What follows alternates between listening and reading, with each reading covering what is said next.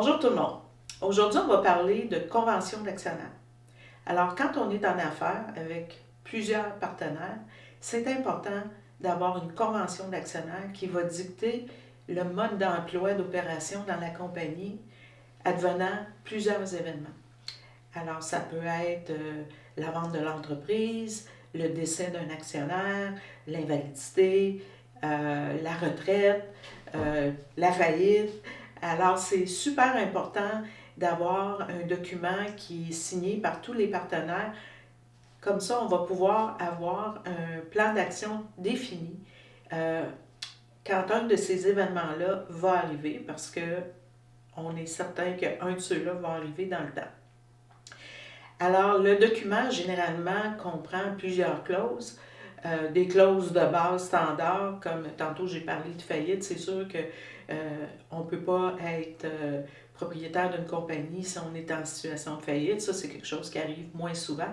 Mais les événements les plus importants, c'est la vente de l'entreprise, le décès d'un actionnaire, la retraite ou l'invalidité. Alors, comment on va s'y prendre pour établir la valeur de l'entreprise? Alors, à chaque année, une entreprise a une valeur qui fluctue par en haut, par en bas, par en haut, on espère.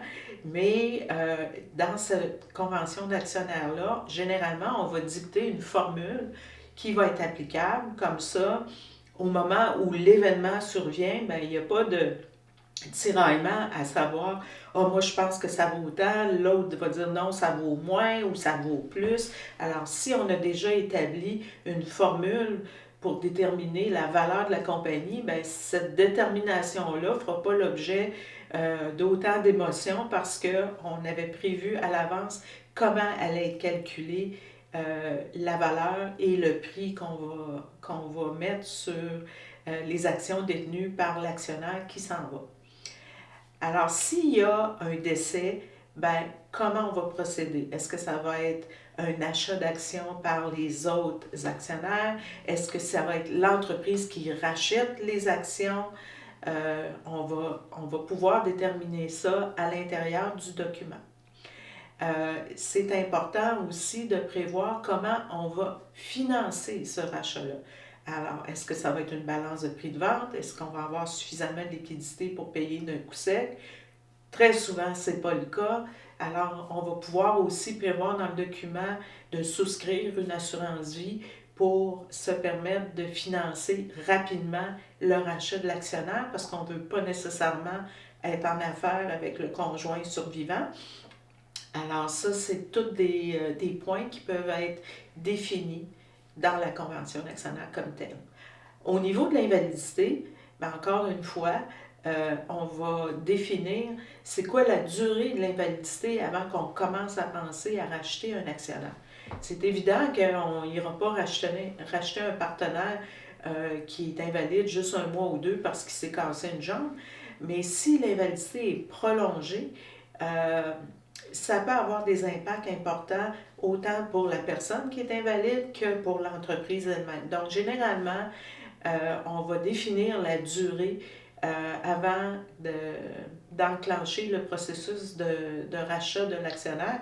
Ça peut être 12 mois, 18 mois, 24 mois, selon la nature de l'entreprise. Et encore une fois, ici, on peut prévoir un mécanisme pour créer de la liquidité pour racheter cet actionnaire-là. Il y a des assurances invalidité, rachat de parts qui existent, qui peuvent être mises en place pour s'assurer d'avoir une liquidité rapidement.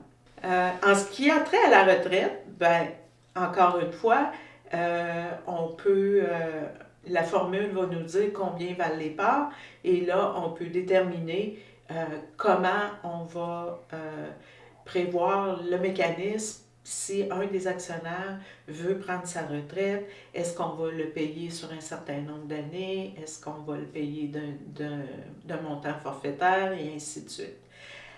Alors, c'est super important d'avoir ces documents-là parce que il va arriver des situations où si on n'a pas en place ce document-là, puis qu'il y a par exemple un décès, ben la succession devient propriétaire des actions et là, c'est le liquidateur de la succession de l'actionnaire défunt qui a le contrôle là-dessus et avec qui on doit négocier.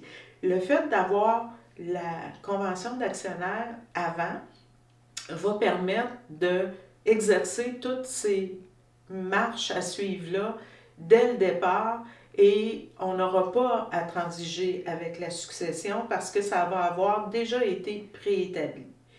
Donc, je vous invite à réfléchir à ça si vous êtes en affaires avec plusieurs partenaires. Vous pouvez consulter votre avocat pour discuter des clauses et n'hésitez pas à nous écrire si vous avez des questions. On adore vous lire et vous répondre. N'oubliez pas de vous inscrire. On met des vidéos comme celui-ci à toutes les semaines. Donc, bonne semaine!